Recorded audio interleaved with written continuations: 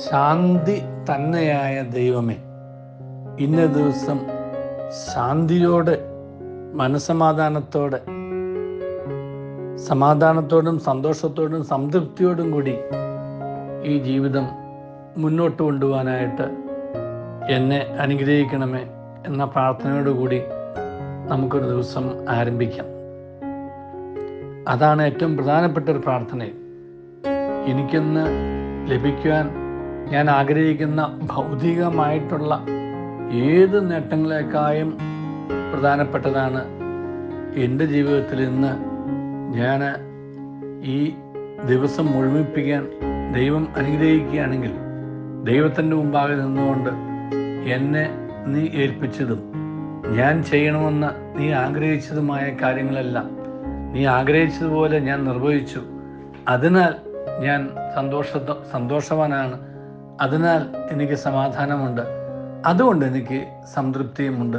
നന്ദിയോടെ ഞാൻ നിൻ്റെ കൈകളിൽ തന്നെ ഉറങ്ങുന്നു എന്ന് പറഞ്ഞ് ദൈവത്തിൻ്റെ കയ്യിൽ നിന്നും ഉണർന്നെഴുന്നേറ്റ നമുക്ക് ദൈവത്തിൻ്റെ കൈകളിൽ ഉറങ്ങാൻ തക്കവണ്ണമുള്ള സ്വസ്ഥതയും ശാന്തിയും സമാധാനവും ഒക്കെ ലഭിക്കാൻ വേണ്ടിയാണ് പ്രാർത്ഥിക്കേണ്ടത്. ഭൗതിക നേട്ടങ്ങൾ തീർച്ചയായിട്ടും ആവശ്യമാണ്. പക്ഷേ ആ നേട്ടങ്ങൾ കൈവരിക്കണമെന്നുണ്ടെങ്കിൽ അടിസ്ഥാനപരമായിട്ട് നമ്മളിൽ ചില ശീലങ്ങൾ ആവശ്യമായിട്ടുണ്ട്. പ്രധാനപ്പെട്ട ഒരു ശീലമാണ് ശാന്തശീലം എന്ന് പറയുന്നത്. ശാന്തത നമുക്കൊരു ശീലം ആക്കാൻ കഴിഞ്ഞാൽ തന്നെ ജീവിതത്തിൽ വലിയ ഒരു തുറവിയും വലിയൊരു ഐശ്വര്യവും ഒരു നിറവും ഒക്കെ അനുഭവപ്പെടും. ശാന്തത ഇല്ലാത്ത ഒരാളെ സംബന്ധിച്ചിടത്തോളം ഒരിക്കലും ഒന്നും നമുക്ക് ഉൾക്കൊള്ളാൻ കഴിയാത്തതുകൊണ്ട് എന്ത് ലഭിച്ചാലും തൃപ്തി ഉണ്ടാവില്ല, എന്ത് സംഭവിച്ചാലും തൃപ്തി ഉണ്ടാവില്ല. എല്ലാം ഒരു നൈമിഷികമായിട്ട് കടന്നു പോകുന്നാൽ എപ്പോഴും അസ്വസ്ഥമായി ഒരു മനസ്സുമായി കൊണ്ടു നടക്കും. അതുകൊണ്ടാണല്ലോ പലരും നമ്മളോട് എപ്പോഴും പറയുന്നത് ബി അറ്റ് പീസ്, സമാധാനത്തോടെ ഇരിക്കുക, ബി അറ്റ് പീസ്.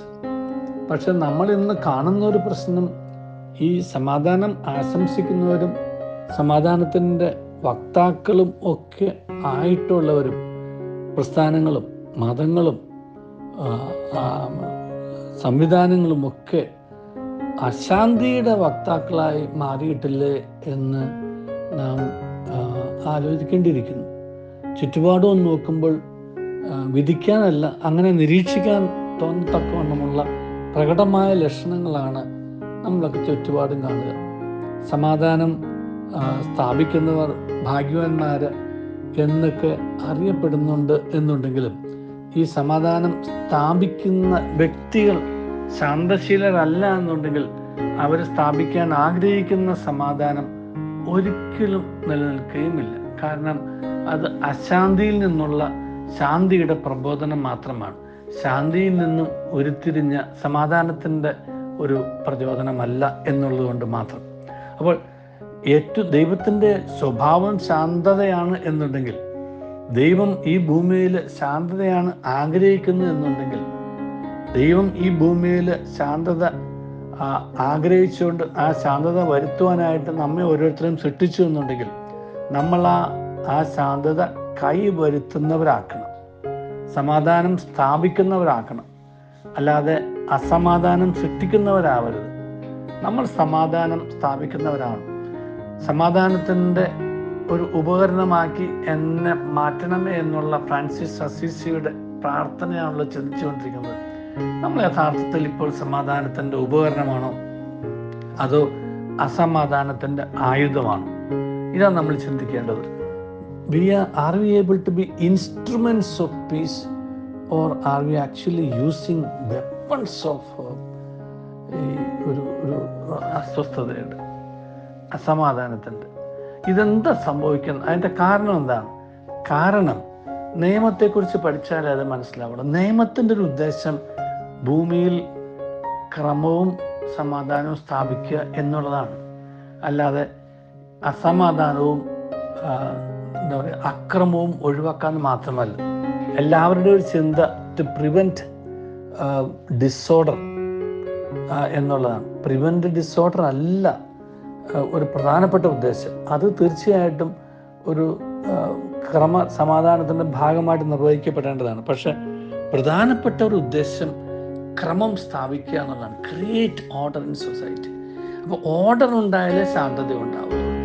ശാന്തത എന്നുള്ളത് അതിൽ തന്നെ നമുക്ക് നേരെ 1 കിലോ ശാന്തത, 2 കിലോ ശാന്തത എന്ന് പറഞ്ഞ് കൊടുക്കാൻ കഴിയില്ല. സമാധാനം എന്ന് പറഞ്ഞ് കൊടുക്കാൻ കഴിയില്ല. അത് ആയിരിക്കേണ്ടവ ആയിരിക്കുന്നിടത്ത് ആയിരിക്കുന്നത് പോലെ ആയിരിക്കുമ്പോൾ അവയിൽ നിന്ന് ഉരുത്തിരിയുന്ന ഒരു അവസ്ഥയാണ്. ആ അവസ്ഥ ഉരുത്തിരിയണമെന്നുണ്ടെങ്കിൽ ക്രമം ഉണ്ടാവണം. അപ്പം നമ്മൾ സൃഷ്ടിക്കാൻ ആഗ്രഹിച്ച ഏത് ക്രമവും അതുവഴിയായിട്ട് അശാന്തിയാണ്, അസമാധാനമാണ് ഉളവാകുന്നതെന്നുണ്ടെങ്കിൽ അതിൻ്റെ അർത്ഥം നമ്മൾ സ്ഥാപിക്കാൻ ആഗ്രഹിച്ച ക്രമത്തിന് എന്തോ ദോഷമുണ്ടെന്നുള്ളതാണ്. അപ്പം ആ ക്രമത്തെയാണ് യഥാർത്ഥത്തിൽ നമ്മൾ പുനഃക്രമീകരിക്കേണ്ടത്. ആ ക്രമത്തെ പുനഃക്രമീകരിച്ച് യഥാർത്ഥത്തിലുള്ള ശരിയായിട്ടുള്ള ദൈവം ആഗ്രഹിക്കുന്ന ക്രമം നടപ്പാക്കി കഴിയുമ്പോഴോ അതുവഴിയായിട്ട് ശാന്തി ഉണ്ടാവും, സമാധാനം ഉണ്ടാവും.